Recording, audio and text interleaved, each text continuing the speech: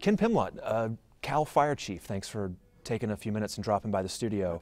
And I guess we have to start at, well, the top, and these comments by President Trump. There's no reason for forest fires like that in California, but it's costing our country hundreds of billions of dollars because of incompetence in California. Well, certainly when I heard them, they're puzzling, but just to be frank, they're uninformed, and they couldn't be further from the truth. There is so much going on in California as it relates to forest health, forest management, the investments that the state has been making over the last several years, and just this last legislative cycle, both the governor and our legislature, $1 billion over the next 5 years is being appropriated for a direct engagement of projects on the ground. So specifically to the point of incompetent forest management. You know, we need to take a look across the landscape, and it's not just California. The western United States has been dealing with this wildfire challenge due to changing climate for a number of years now. Over 8 million acres have burned in the United States just since January 1st. That's compared to the 6 million acre average by this time of year. California, approximately 1.5 million acres this year so far, all lands, public, private.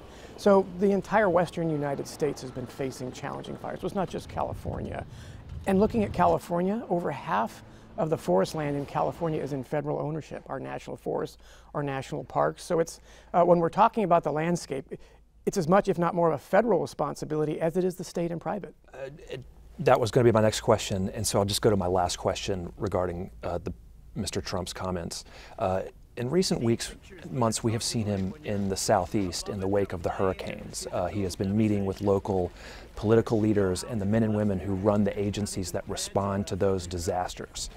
Your governor has done an incredible job, and all of your people have been. Has the president ever spoken with you personally, or had that kind of engagement with your agency here in California in the wake of the fires we saw last year and what we've seen so far this year? President Trump has not directly engaged our agency. Vice President Pence made a personal visit to California on behalf of the administration, thanked CAL FIRE and all of the responding agencies for the fall fire siege last year. But as far as the president, no. you have not spoken with him? I have not spoken with the president. Okay, back to California forest health and the forest threat we have. I've been to the northern coast where you have sudden oak death. The Sierra, you have a beetle disaster over how many acres and how many trees. What kind of threat is out there right now? The threats throughout California, it's significant. You know, we still haven't recovered from 5 years of drought. The vegetation is critically dry. Yes, it's true, our forests, whether they're private or public, are what we call overstocked. They're thick, and it's from, you know, we've been excluding fire for so many years because we're protecting public and infrastructure. We've got, again, critical conditions that are stressing the trees. 129 million dead trees in the central and southern Sierra due to bark beetle infestation. So our forests from Siskiyou County to San Diego are critically dry, and we are still at the peak of that. There has been no significant precipitation in the state to take us out of fire season, and that includes the most northern portions of the state all the way to the south. Earlier this year, Car Fire, Mendocino Complex Fire, was up there talking to your battalion chiefs, and they were pretty straightforward about the fact that resources were stretched thin at that moment. A lot of fires going around. Have things reset a little bit? It seems like we've had a quiet month and a half or so.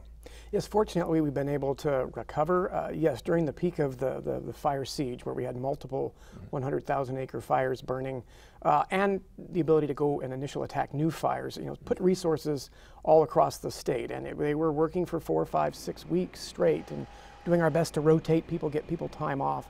But at the end of the day, that kind of commitment can be taxing on all the firefighters. But yes, we've had the ability to do that. Change in the weather, cooler conditions to reset, but we are not out of fire season. We're literally having red flag fire weather warnings right now in Southern California. Yeah, we've talked a lot about, I'm kind of over the phrase new normal. I guess normal is normal. The idea that we're having to mobilize across the year, we saw how stretched resources got earlier this year. What kind of conversations going on about how we approach that sort of in perpetuity now, if this is just what we're faced with? That's exactly what we're talking about at all levels, state, federal, local agencies, the administration, the legislature. How do we sustain this level of firefight all year? Granted, the peak of conditions are in the summer, July, August, September, but we're getting fire activity in November, December, January. Yeah, Southern California last year, December. December, yeah. Absolutely, and we're in conditions right now that are ripe for that. And so it's how do we stretch our staffing out over the entire year? How do we provide additional staffing during those non-traditional fire season months? So in the case of CAL FIRE, we're staffing resources year-round.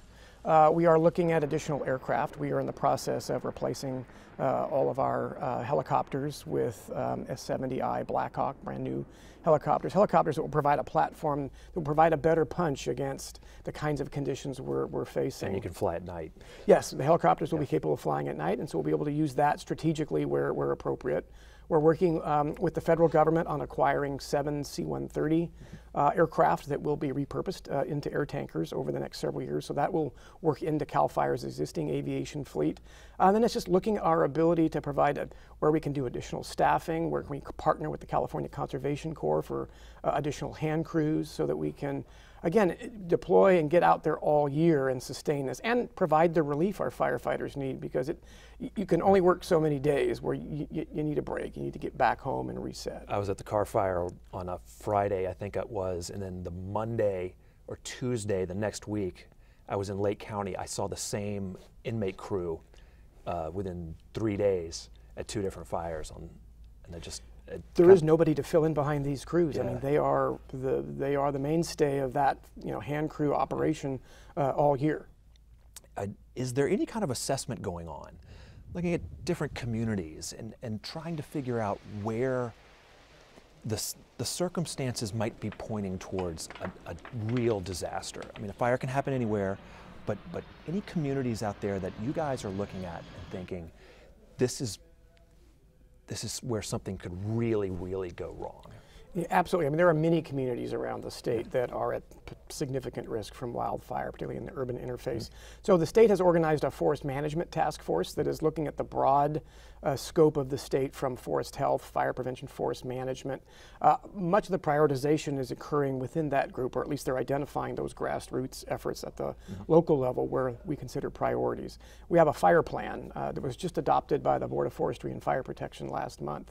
That encompasses all CAL FIRE units, basically 56 of the 58 counties identify local efforts and what those priorities are, and that all rolls up into sort of an overall look at the state. And the challenge there are many, many areas within the state that are facing this. And as you pointed out, maybe some of the most rural counties that we may not think have a population, but there are significant threats. And it's not always just to people. It can be to critical resources, timber, infrastructure, water supplies. So we have to look at all of those things. And every day throughout the state, we are prioritizing where our response is based on threats that are going on the ground, from fuel conditions, the dryness of the vegetation, weather patterns, all of that. That's being evaluated every day. And oftentimes we will move resources. And under this current budget, local government is working with the Office of Emergency Services to pre-position additional local government resources around the state in key areas at a time of critical fire danger. So we've learned a lot in the last several years about how do we look to get ahead of where we think the most critical factors are going to be, the most critical conditions are. We've effectively kind of doubled our spending on this in the last year or two, if my numbers are right. Is that going to prove to be enough, or are we going to have more discussions in the next couple of years about